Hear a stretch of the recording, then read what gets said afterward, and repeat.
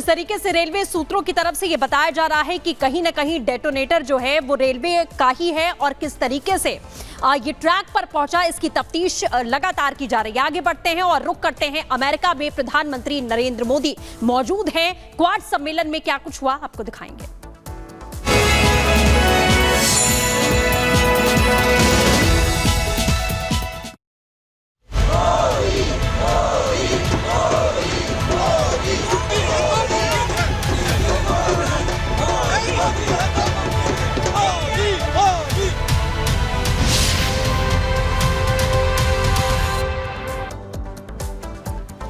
तो क्वाड शिखर सम्मेलन में शामिल होने के लिए प्रधानमंत्री नरेंद्र मोदी अमेरिका पहुंचे। लगातार उनका स्वागत किया गया, वो तस्वीरें भी आपने देखी। और इस सम्मेलन में सभी की निगाहें किसी पर थीं तो वो भारत के प्रधानमंत्री पर थीं, क्योंकि लगातार आप देख रहे हैं कई देश इस वक्त युद्ध के हालात में हैं। हर कोई भारत का स्टैंड जानना चाहता था और भारत ने अपना स्टैंड लिया भी। जब पीएम मोदी मंच पर पहुंचे तो साफ तौर पर बाइडेन के सामने और बिना नाम लिए उन्होंने चीन को धो भी दिया और इसी के साथ युद्ध पर जिस तरीके के हालात हैं उस पर अपनी राय भी रखी। आपको दिखाते हैं रिपोर्ट में।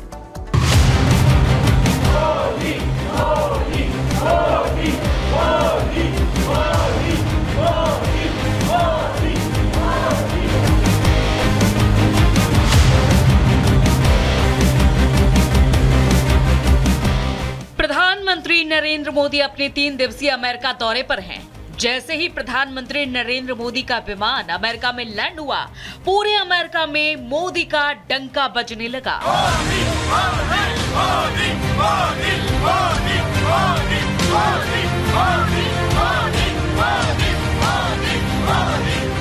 काफी इंतजार के बाद आखिरकार वो पल आ ही गया जिसका भारत, अमेरिका और दुनिया भर के तमाम देशों को इंतजार था।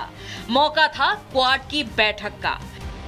प्रधानमंत्री नरेंद्र मोदी पर दुनिया भर की निगाहें थी कि पीएम मोदी चीन को लेकर आखिर क्या रुख अपनाएंगे और भारत का स्टैंड क्या होगा। लेकिन क्वाड की बैठक को जब प्रधानमंत्री नरेंद्र मोदी संबोधित करने आए तो उन्होंने बता दिया कि आज का भारत 2024 का भारत है। ये मोदी का भारत है जो किसी के सामने नहीं झुकता।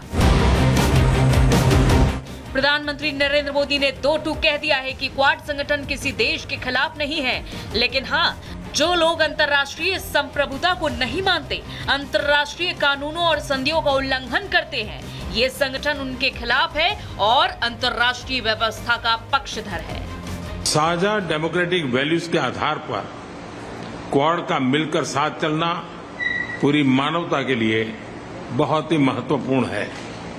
हम किसी के खिलाफ नहीं हैं। हम सभी एक रूल्स बेस्ड इंटरनेशनल ऑर्डर, संप्रभुता और क्षेत्रीय अखंडता के सम्मान और सभी मसलों के शांतिपूर्ण ढंग से हल निकालने का समर्थन करते हैं। क्योंकि प्रधानमंत्री नरेंद्र मोदी क्वाड के मंच से विस्तारवादी चीन को जमकर खरी खोटी सुनाने लगे, इसीलिए बाइडेन ने भी कह दिया कि चुनौतियां आएंगी और जाएंगी, दुनिया बदलेगी, लेकिन क्वाड चलता रहेगा और हमें मालूम है कि आगे हमें कैसे काम करना है।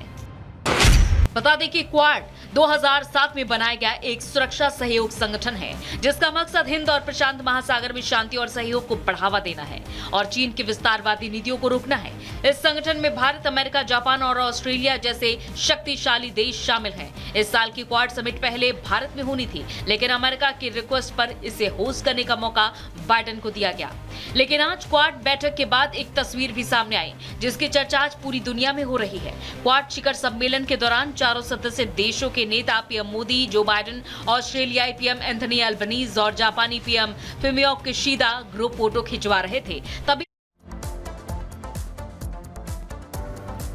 तो भारत ने अपनी कूटनीति के जरिए, आपको बता दें, अभी तक विदेशों से तमाम ऐसी भारतीय कलाकृतियां हैं जो अपने देश में वापसी लाने में सफलता हासिल की है। अमेरिका की बात करें तो अमेरिका की ओर से अभी तक 297 भारतीय कलाकृतियां वापस ली गई हैं। आपको दिखाते हैं इस रिपोर्ट में।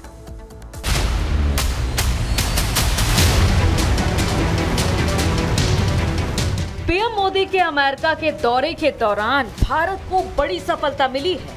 अमेरिका ने भारतीय संस्कृति से जुड़ी हुई 297 नायाब वस्तुओं को वापस लौटा दिया है।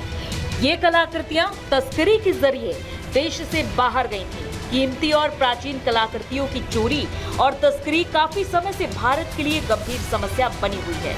ऐसे में 2014 से अब तक लगभग 640 धरोहर वापस मिल चुकी हैं। अमेरिका से 297 कलाकृतियों के वापस मिलने पर पीएम मोदी ने अमेरिका के राष्ट्रपति जो बाइडेन का आभार भी जताया। पीएम मोदी ने सोशल मीडिया एक्स पर पोस्ट शेयर करते हुए लिखा, अवैध तस्करी के खिलाफ लड़ाई और सांस्कृतिक संबंध को मजबूती मिल रही है। पीएम मोदी की पिछली यात्राएं भी भारत को पुरावशेषों की वापसी के मामले में विशेष रूप से सफल रही है। 2021 में पीएम मोदी के अमेरिका यात्रा के दौरान अमेरिकी सरकार ने 157 पुरातात्विक अवशेष सौंपे थे, जिनमें 12वीं शताब्दी में बनी कांसे की नटराज प्रतिमा भी शामिल है। 2023 में पीएम की अमेरिकी यात्रा के कुछ दिन बाद अमेरिका ने 105 पुरावशेष भारत को सौंपे थे। जुलाई में दिल्ली में आयोजित विश्व धरोहर समिति के मौके पर भारत और अमेरिका ने पुरावशेषों की अवैध तस्करी रोकने और उस पर लगाम लगाने के लिए सांस्कृतिक संपत्ति समझौते पर हस्ताक्षर किए थे। Bureau report, Republic Bharat. यहाँ रुकेंगे छोटे से ब्रेक के लिए। ब्रेक के बाद